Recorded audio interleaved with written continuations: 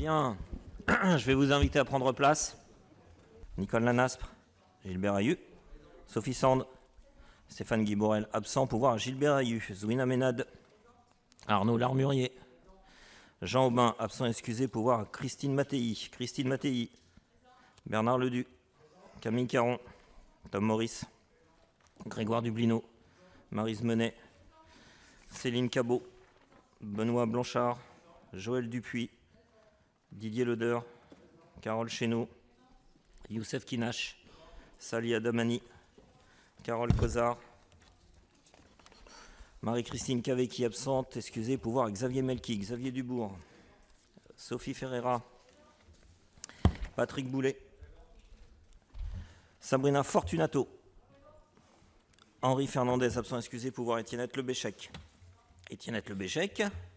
Franck Gaillard, Françoise Gonzalez, Marc Schweizer, Fatima Moussi, Philippe Barra, Nadine Porcher, Jean-Charles Rambourg, Evelyne Largenton, Johan Ross, Sarah Nérosi Vanfi, Olivier Dallemand, absent, excusé, pouvoir Carole Cozard, Nathalie Joly, Pierre Lebel, Marie-Pierre Gézéquel, Dalila Corby, Milou de Goual, Jacqueline Huchin, Stéphane Lartigue, absent, excusé, pouvoir Jacqueline Huchin, Annie Toussaint, absent, excusé, pouvoir Dalila Corby, Régis Pédanou, Marie-Françoise Joly, Éric Bosque, Stéphane Rouzakowski, Monique Baquin, Jean-Michel De Tavernier, absent, pouvoir à Sandra Billet, Aline Roger, Célia Jacquet-Léger, Laurent Gorza, Laurence Trousier-Évêque, Frédéric Purgal, Nathalie Capblanc, Daniel Portier, Nicolas Ponchel,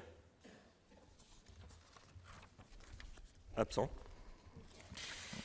Marie-Evelyne Christin, absente, pouvoir Xavier Aquin, Nicolas Kovazuc, Carole Federbe, Laetitia Boisseau, Gilles Gassenbach, Paul Mogis, Lucie Micoli, Thomas Cotinet.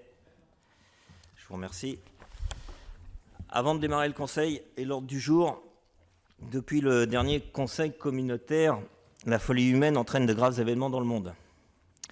Les crimes commis au Haut-Karabakh et l'odieuse attaque terroriste qu'a subie Israël provoquent la mort de nombreux civils. Je vous propose en soutien au peuple arménien et israélien de commencer ce conseil par une minute de silence en signe de respect aux victimes.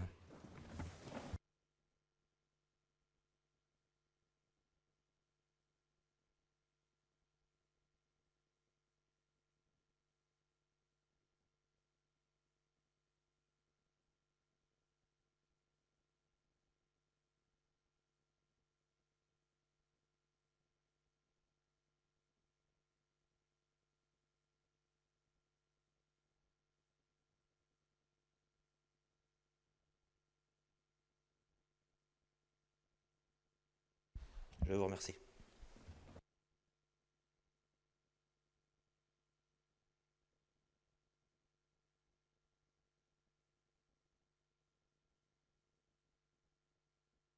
Céline Babot est volontaire pour être secrétaire de séance. Nous sommes d'accord? Elle est où? Elle est Céline Cabot. Hein. Ah bah c'est vous. Vous êtes volontaire. Merci. Installation d'un nouveau conseiller communautaire pour la commune de Montigny-les-Cormeilles et modification donc du tableau du bureau et du conseil communautaire. Modeste Marquez, ayant démissionné de son poste de conseiller municipal pour la commune de Montigny, entraîne automatiquement la perte du mandat de conseiller communautaire. Il convient donc de procéder à l'installation d'un nouvel élu communautaire. Dans ces conditions et au vu de la feuille de proclamation des résultats des élections du 28 juin 2020 de la dite commune, Régis Pédanou, ici présent, est désigné en qualité de conseiller communautaire que nous accueillons ce soir.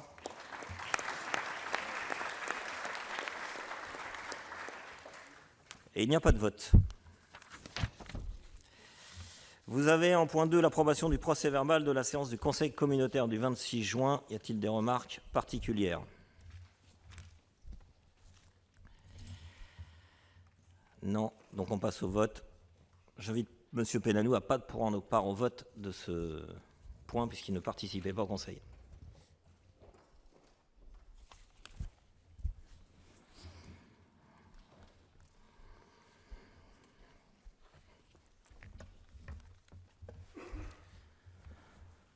Si jamais vous pouviez voter.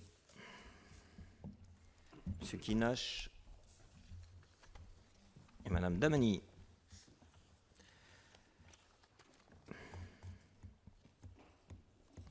Merci. À l'unanimité. Ensuite, on a de manière très classique des modifications de représentants au sein des commissions communautaires. Et suite à la nomination de M. Pascal Klingler pour Pierrelet en qualité de conseiller municipal délégué aux affaires sportives, en lieu et place de Mme Florence Douillon au sein de la commune de Pierrelet, donc sur la commission culture et sport en suppléant. Est-ce que vous avez des questions? S'il n'y a pas de questions, on passe au vote.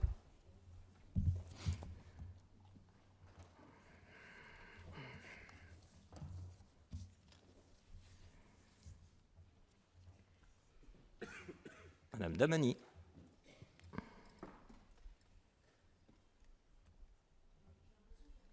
C'est un peu long. Ouais. À l'unanimité, merci. Ensuite, on a le changement d'un représentant au sein du syndicat Azur pour la commune de La Frette. Christian Tétard remplace Nathalie Niogré. Pas de questions? Pas de questions, on passe au vote.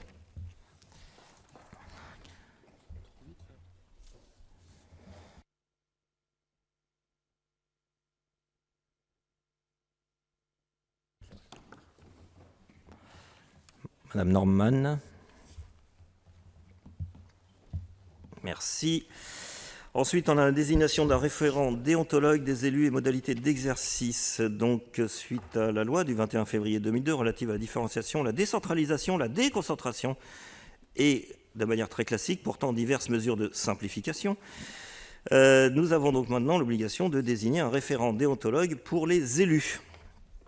Il vous est proposé de désigner le cabinet d'avocat de Jean-Marc Poisson, cabinet DS avocat Lyon, et Madame Audrey Samin, avocate, toujours à Lyon aussi. Dans le cadre de la simplification. Si vous avez des questions? Pas de questions, on passe au vote.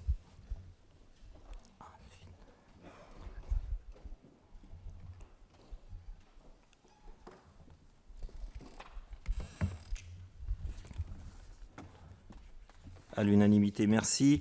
Après, le point 6 et 7 sont liés. Vous avez d'abord l'approbation du règlement de formation pour les agents de la communauté d'agglo, qui entraîne en même temps, je vais faire les deux points, mais il y aura deux votes séparés, qui entraîne en même temps le fait qu'on crée une formation interne au sein de l'agglomération. Et donc, on met un dispositif et une charte spécifique à la formation interne des employés de l'agglo. Est-ce que vous avez lu le règlement? Est-ce que vous avez des questions particulières? Sur le point 6 et 7, mais on fera deux votes. S'il n'y a pas de questions, on passe au vote. Donc d'abord le règlement de formation.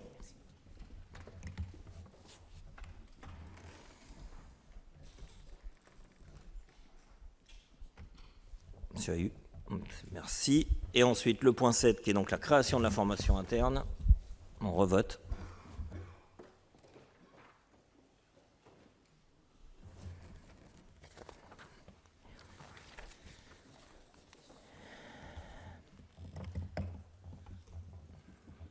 À l'unanimité, merci. Et on passe au budget. Monsieur Melki. Alors, je vais faire la présentation pour les points 8, 9 et 10. Il s'agit dans un premier temps de constater sur la ZAC Hermont-Aubonne un besoin supplémentaire de 53 000 €. C'est pour lancer les travaux de la rue des Bornes. Il y a 17 000 € qui concernent les études et 36 000 € pour la première phase de travaux. En parallèle, sur le budget principal, on doit constater 120 000 € et 40 000 €, respectivement, sont des frais de personnel pour les budgets annexes énergie et immobilier d'entreprise. C'est équilibré par le remboursement de ces mêmes budgets annexes. Et en ce qui concerne donc le point numéro 8, qui est la décision modificative numéro 2 du budget principal, c'est un ajustement de l'autofinancement et de l'emprunt qui permet d'équilibrer les 53 000 €. Pour le point numéro 9, c'est le point qui constate la modification de la subvention d'équilibre de la ZAC Hermont-Aubonne. Et le point numéro 10, c'est la décision modificative de la ZAC Hermont-Aubonne qui constate donc ces modifications, Monsieur le Président. Merci. Est-ce qu'il y a des questions particulières? On va faire 3 votes d'un coup. Pas de questions. Donc, alors, d'abord, on vote l'ADM. Si vous souhaitez voter l'ADM.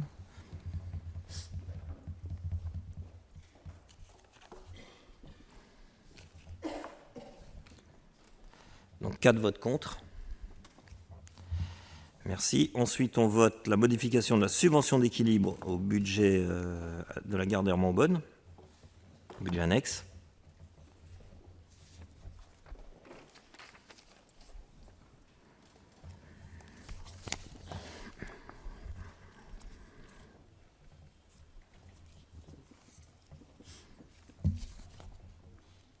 Monsieur de Tavernier, Madame Billet. Merci, à l'unanimité. Et comme on a donc modifié la subvention, on vote le budget, la décision modificative du budget de la ZAC, qui va avec.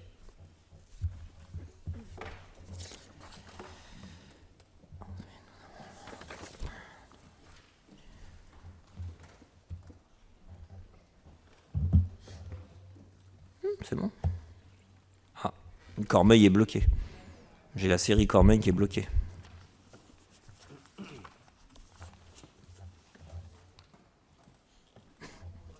Ah, Nicole a réussi, elle. Il n'y a plus que Gilbert. Tu votes pour, Gilbert? Gilbert vote pour, impeccable. Ensuite, on passe à la convention de reversement de la résidence d'assainissement syndicat intercommunal, un vieux sujet qui aboutit enfin, M. Melki. Alors là, pareil, je vais faire les 2 points, une seule présentation pour les 2 points suivants. Le premier, c'est la vieille histoire, donc il y a une Veolia qui traite une partie des effluents de la ville d'Herblay. Dans le budget, nous avions prévu, dans le budget assainissement, nous avions budgété 673 000 €. Il faut rajouter 173 500. Le SIARP, de son côté, lui, traite une partie des effluents, là aussi, de la ville d'Herblay-sur-Seine. En contrepartie, et c'est l'objet du point présent, il y a une convention que nous vous proposons d'adopter de l'équivalent de 230, un peu moins de 232 000 € par an. Les formules de calcul, vous les avez dans la note de synthèse. De son côté, lui, le SIAP, nous reverse les sommes qu'il a perçues indûment, soit à peu près 387 000 €. Les deux s'équilibrent, c'est une petite variation de 18 000 € qui sont ajustés par l'emprunt et puis quelques menus, enfin par l'emprunt je crois, c'est tout uniquement d'ailleurs. L'ajustement, ouais c'est ça, ajustement de l'emprunt d'équilibre. Donc c'est effectivement un vieux dossier que nous clôturons aujourd'hui. Merci Monsieur le Président. Question? Non. On passe au vote donc d'abord sur la convention de reversement.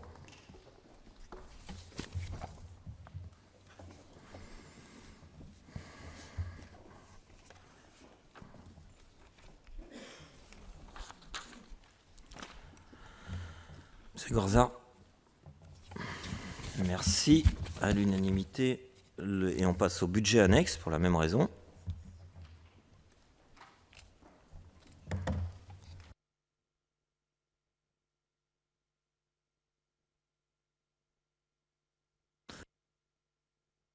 Monsieur Aquin. Monsieur Valade. Et Monsieur Gassenbach. Merci. Ensuite, Monsieur Tailly pour le rapport de la CLECT. Bien, merci, Monsieur le Président. Il s'agit du rapport numéro 1 pour l'année 2023 de la Commission locale d'évaluation des charges transférées. Ce rapport représente l'évaluation des charges transférées au titre des compétences éclairage public, zone d'activité économique et réseau de chaleur. La CLECT s'est réunie le 21 septembre de cette année et a approuvé ce rapport. Et le bureau communautaire du 26 septembre a émis un avis favorable. Donc il vous est proposé ce soir d'approuver le rapport établi le 21 septembre concernant l'évaluation des charges transférées au titre des compétences mentionnées ci-dessus. Merci. Question? Non, passe au vote.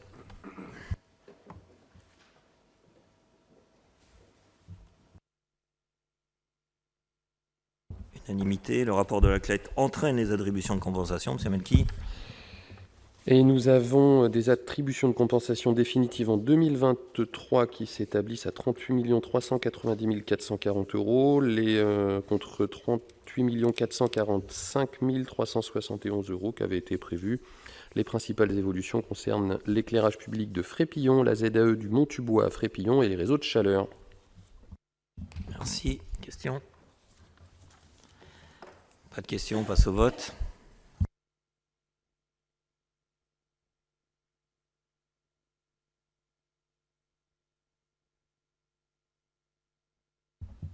À l'unanimité, merci. Le point 15 et 16 sont liés, mais ça va se faire à 2 voix. D'abord, le PPI de l'éclairage, Madame Lanaspre. Oui, merci Monsieur le Président. Les investissements en matière d'éclairage public permettent des économies significatives d'énergie et qu'ils sont éligibles à des prêts à taux bonifiés auprès de la Caisse des dépôts et consignations. Et afin de pouvoir solliciter ces emprunts, il convient de présenter le projet pluriannuel de rénovation de l'éclairage public de la CA Valparisis, faisant apparaître le plan de financement ainsi que les économies d'énergie prévisionnelles. Donc, il est proposé au Conseil d'approuver le programme pluriannuel de rénovation de l'éclairage 2023-2025, présentant le coût prévisionnel des travaux, les économies d'énergie prévisionnelles ainsi que les subventions. De préciser que le plan de financement de ces investissements intègre une convention tracting d'avance remboursable de montant de 12 500 000 € auprès de la Caisse des dépôts et consignations, finançant le coût net des travaux. Vous avez en annexe le plan économie-énergie. Pour l'année 2023, d'ici la fin de l'année, les 5 villes concernées seront équipées. Ce qui est intéressant sur ce tableau, c'est le pourcentage d'économie que cela permet de faire. Voilà le programme 2023-2025. Merci. Merci. Et en information, sachez que ce soir, la ville de Bessancourt est donc la première ville équipée à 100% de l'aide. Voilà, ça c'est fait. Une ville de fête. Y a-t-il des remarques sur ce plan d'investissement? Non, passe au vote.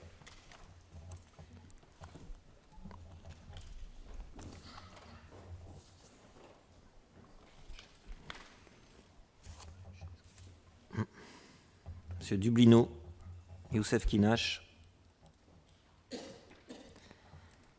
À l'unanimité, merci. Pour financer le plan d'investissement, le prêt. Et là, nous avons la chance de pouvoir obtenir un prêt de 12,5 millions d'euros qui sera débloqué en 3 fois à la mesure de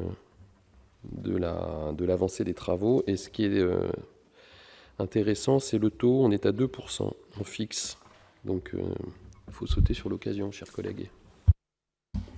Et ce sont des prêts sur le premier versement débloqué en 2023 sur 13 ans, le deuxième versement débloqué en 24 sur 12 ans, le troisième versement débloqué en 2025 sur 11 ans.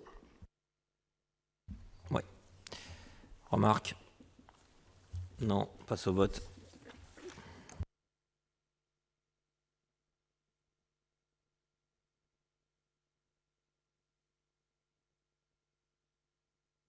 À l'unanimité, merci. Monsieur Poulet pour la désignation d'un représentant. Oui, on propose de désigner Laurence Trousier-Évêque, conseillère communautaire, pour représenter notre comité d'agglomération au sein du collège des élus du conseil local de l'eau du Sage, Crou, Enghien-Vieille-Mer. Merci. Pas de questions? Passe au vote.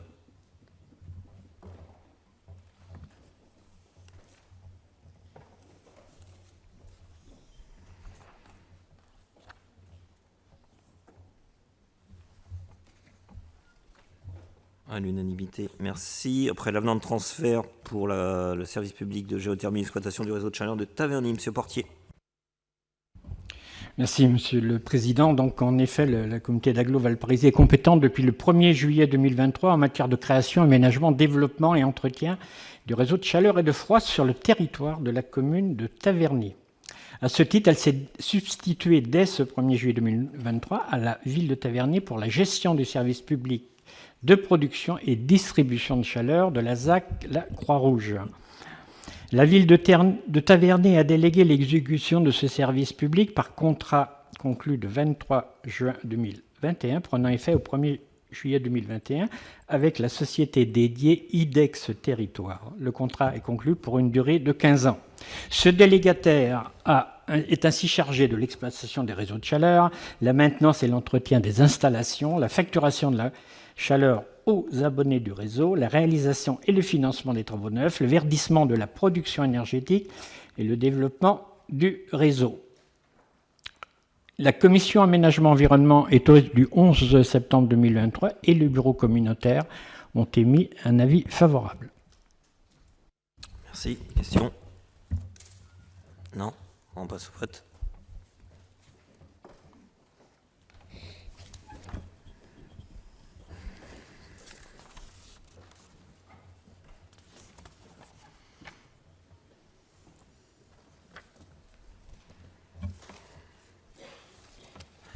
À l'unanimité, merci. Après, M. Rouleau pour 2 fonds de concours sur le plan vélo. Tout à fait, Monsieur le Président. Donc, le premier fonds de concours concerne la commune d'Aubonne.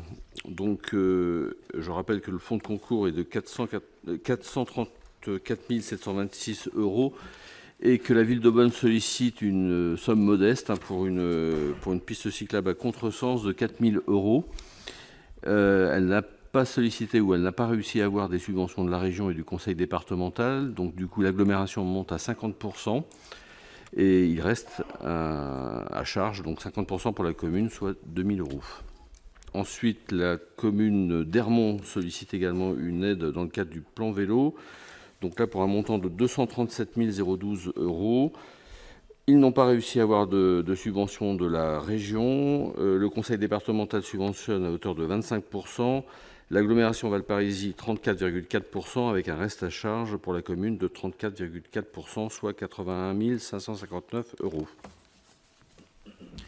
Merci. Alors, on y va vote par vote. D'abord, Aubonne. Est-ce qu'il y a des questions, des remarques? Sinon, on passe au vote. On passe au vote.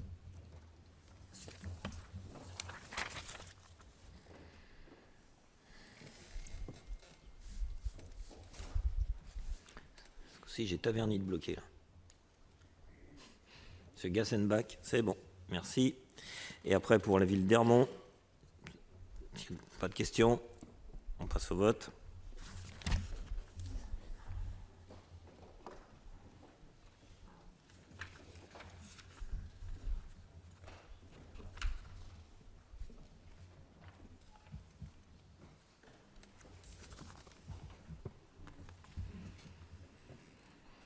Monsieur Roussakowski. À l'unanimité, merci. Ensuite, Madame Billet pour le remplacement de la buse de franchissement. Oui, donc là, il s'agit effectivement de remplacer donc la buse de franchissement du rue de Montlignon, rue Lafayette à Aubonne. Dans ce cadre, nous avons donc désigné le SIAR pour ses compétences en la matière, donc pour la bonne coordination des travaux. Le SIAR et la CAVP ont convenu de conclure une convention de transfert temporaire de maîtrise d'ouvrage. Merci. Question? Madame Billet sera un plaisir de répondre aux questions techniques. Absolument, n'hésitez pas. Non? On passe au vote.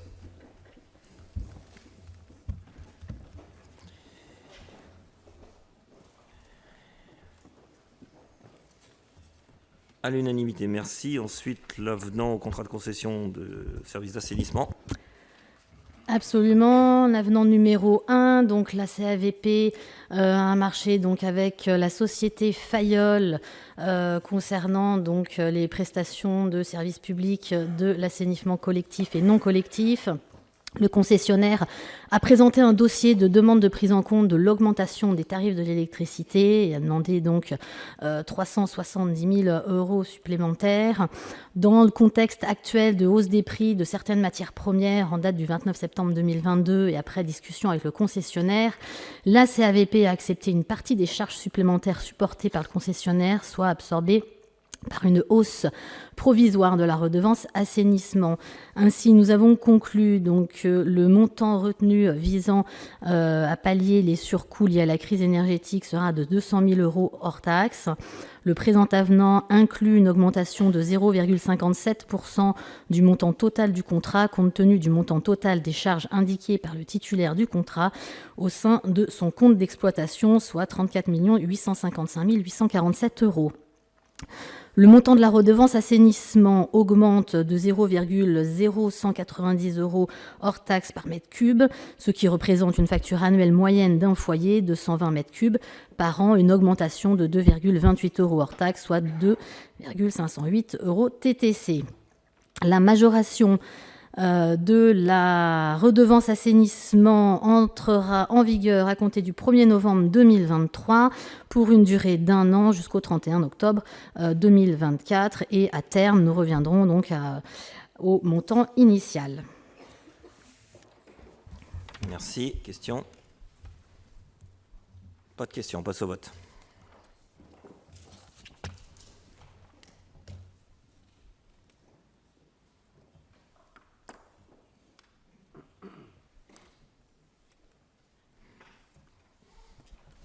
Une abstention, merci.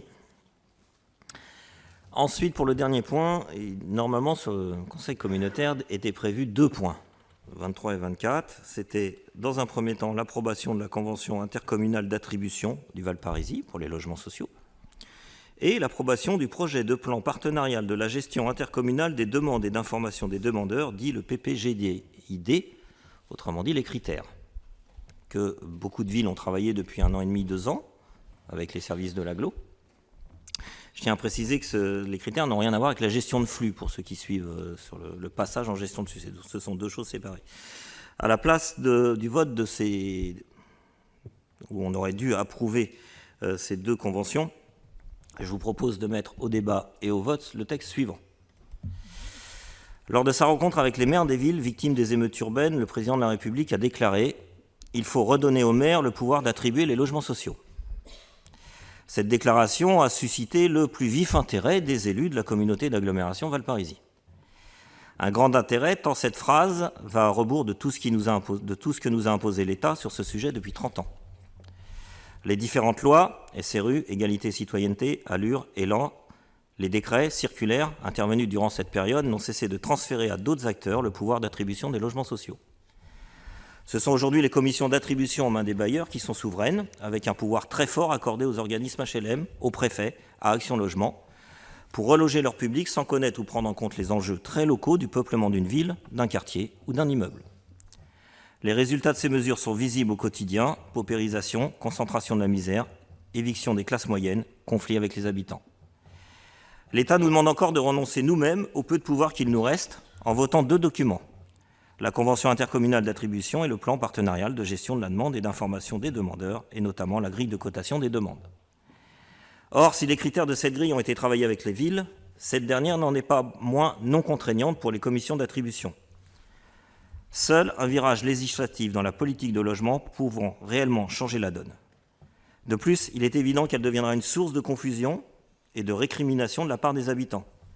Elle va enfermer les gens dans des catégories, dans des algorithmes, et encore plus empêcher les maires, fins connaisseurs de leur territoire et proches de leurs habitants, d'être un acteur justement central du logement social.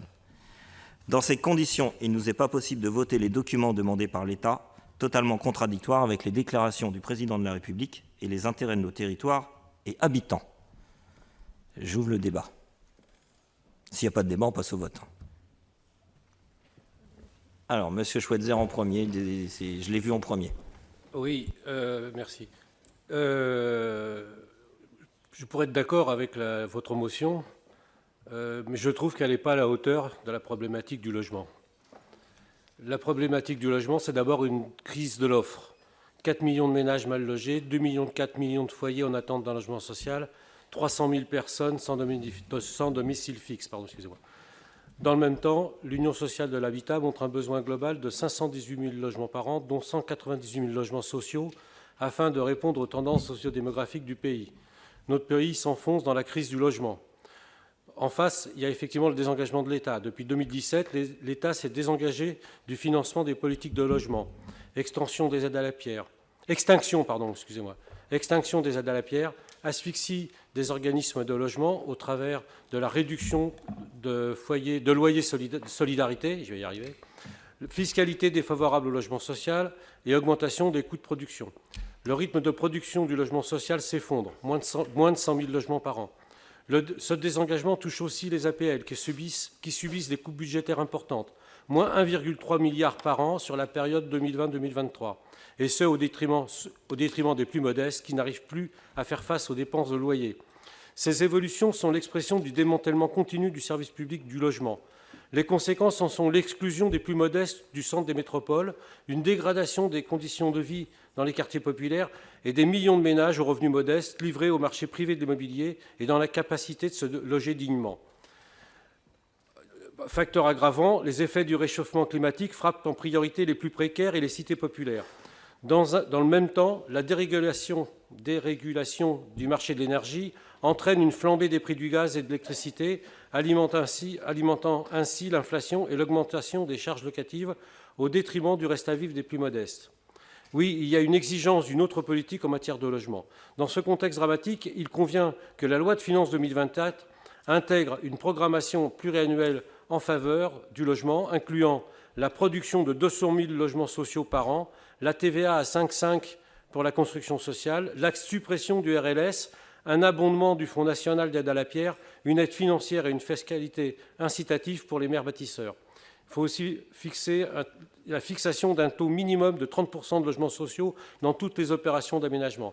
Un programme d'accession sociale à la propriété pour favoriser les parcours résidentiels et enfin l'engagement d'une véritable stratégie de neutralité carbone du parc HLM et une généralisation des plans climat dans les résidences. C'est pour ça que je m'abstiendrai sur le vœu que vous présentez. Merci. Madame Huchat. Oui. Oui, merci. Je ne voterai pas cette motion. Bien que les documents dont il est fait mention ne correspondent pas à ce que l'on pourrait en attendre et ne soient pas aboutis, pour autant, cette motion, je trouve, est trop généraliste et ne va pas dans le sens de la poursuite du dialogue, tellement nécessaire en la matière. Je m'abstiendrai donc sur cette motion. Okay. D'autres remarques? Monsieur Valade. Appuie sur le... Oui. Oui, je suis satisfait qu'effectivement on ne délibère pas sur les propositions qu'on avait examinées en commission, puisqu'effectivement on s'est rendu compte qu'il y avait une désapprobation générale de la part pratiquement de toutes les villes, et donc il était sage, à mon avis, de prendre la décision de ne pas voter ces délibérations et de les modifier, tout du moins de les remplacer par une motion. Ce que je regrette un peu, c'est que la motion, je vais faire un reproche à notre président, je suis vice-président de la commission logement, ça aurait été un peu logique que je sois associé au contenu de la motion comme elle a été rédigée. La motion, je dirais, sur un certain nombre d'éléments me convient, mais je reprendrai un peu ce qui vient d'être dit. Je pense que c'est une question tellement grave, le logement est tellement préoccupante aujourd'hui qu'il y a besoin certainement d'aller plus loin et d'avoir des exigences de l'État, comme effectivement ça vient d'être souligné par l'intervention faite par Marc à l'instant. Donc, personnellement, donc, je m'abstiendrai pour la motion. Merci. Monsieur Melki.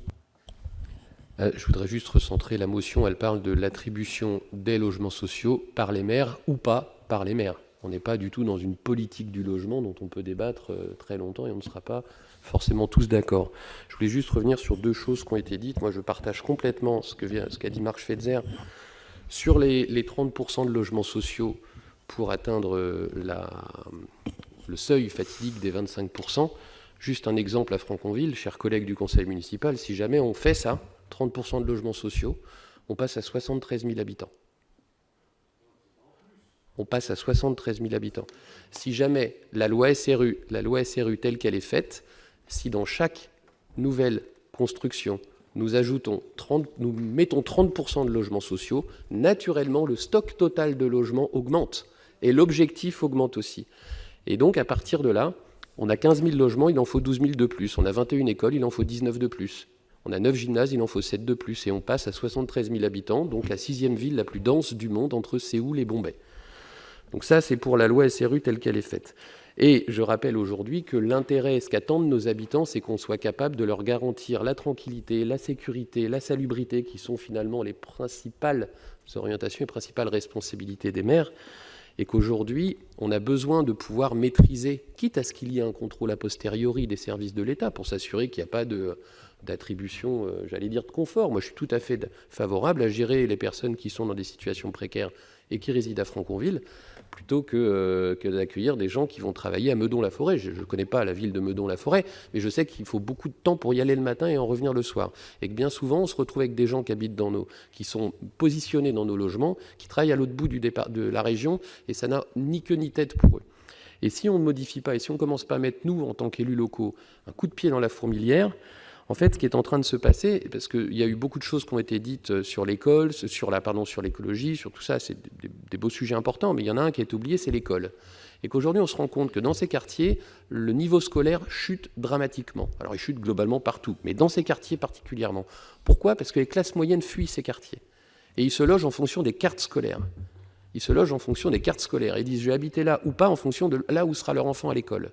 Et si on ne prend pas ce dossier-là à bras-le-corps, de façon objective, plus que de façon politique et partisane, si on ne prend pas ce dossier-là à bras-le-corps, on aura des villes qui vont être compartimentées avec des quartiers qui seront en réussite et des quartiers qui seront en échec. Et franchement, c'est des choses qu'on voit déjà arriver. Pas ici dans l'agglomération, nous sommes tous exemplaires. Mais il y a des endroits dans le territoire où on voit des choses se compartimenter comme ça. Et je pense que notre responsabilité, elle est à un moment donné de dire stop. Donc stop, non pas à la politique du logement, c'est un débat, on ne sera pas tous d'accord. Mais là, on veut savoir qui attribue ou qui n'attribue pas. Et moi, je regrette qu'on n'ait pas l'unanimité sur ce dossier-là. Merci. Je voudrais juste reprendre les propos de M. Melki. La motion, le titre est simple, faire les maires des acteurs centraux du logement social. C'est ça la motion. Effectivement, ce n'est pas sur la politique logement global. Je rappelle juste que les maires, je vais parler au nom de tous les maires, à chaque fois qu'il y a un souci, depuis quelques années en France, on nous appelle au secours. Ça a été pendant la crise des Gilets jaunes ou ça a été très récemment pendant les émeutes. Pendant les émeutes, le président de la République a dit que nous étions les piliers de la République. Je suis heureux d'apprendre que je suis un pilier de la République. Je veux juste qu'on me laisse bosser, en fait. Parce que 15 jours, 3 semaines plus tard, en général, les piliers de la République, ils vont nous trouver autre chose. Et après, on reprend les travers habituels et les maires sont les vilains méchants qui augmentent les impôts et ce genre de choses, comme il a dit récemment à la télé. Donc voilà, faire des maires les acteurs centraux du logement social, c'est lui qui l'a dit. Je voudrais juste qu'il applique ce qu'il a dit. Madame Portelli ? Oui, juste une chose, moi je suis plutôt contente qu'on ne vote pas pareil, parce que je pense qu'il est sain dans une démocratie de montrer qu'on n'a pas les mêmes opinions sur la politique du logement, et chaque idée est honorable dès lors qu'elle est défendue avec conviction, et je pense au contraire qu'on meurt un peu de l'absence de débat.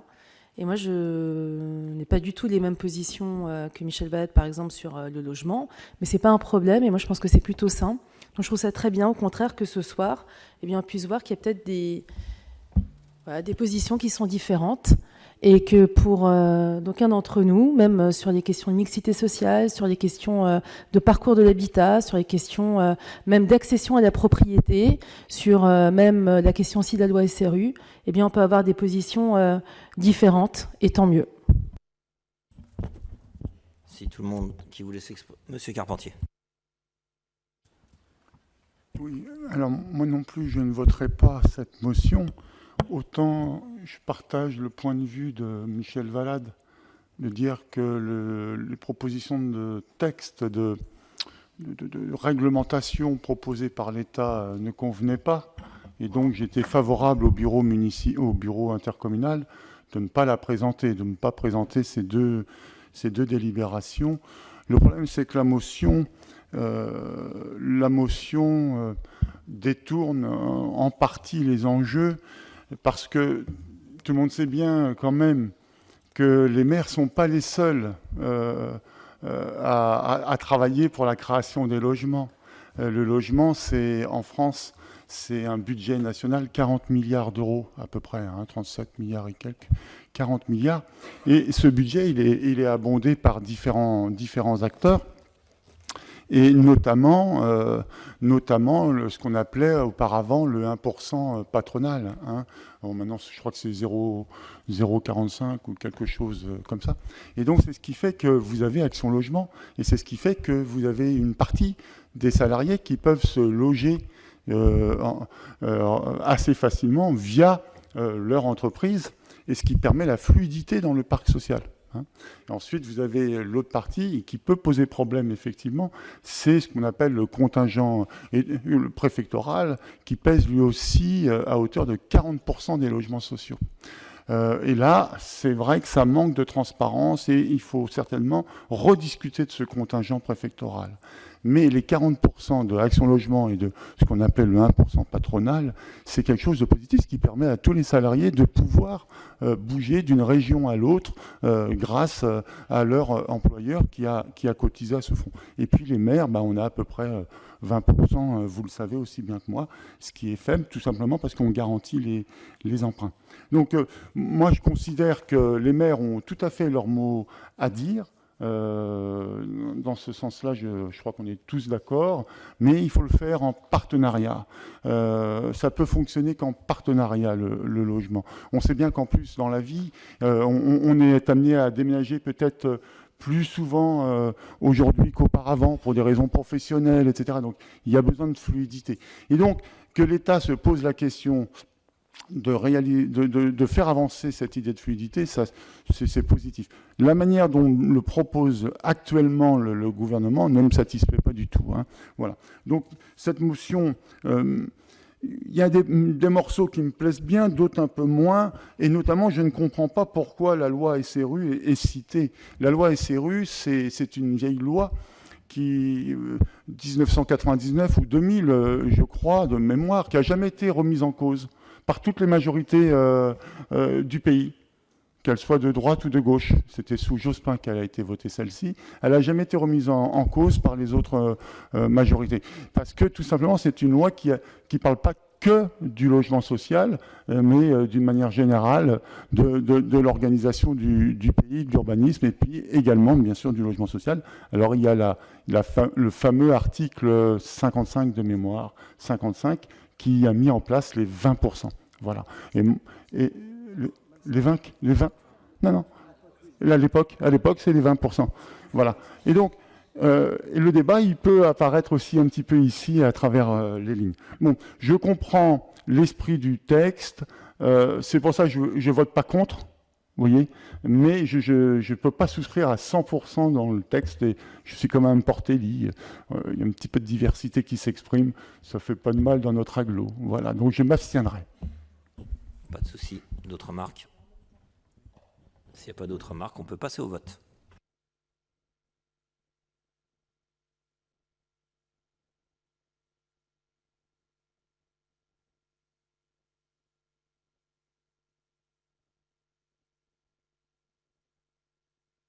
On peut arrêter les votes, je ne vais pas compter les blancs. Donc 14 abstentions, 72 pour, donc à l'unanimité des votants, puisque les abstentions. Je vous remercie. Vous avez ensuite les décisions du président. Si vous avez des questions. Pas de questions. Eh bien, le conseil est terminé. Le prochain aura lieu le 4 décembre dans la bonne ville d'Hermont.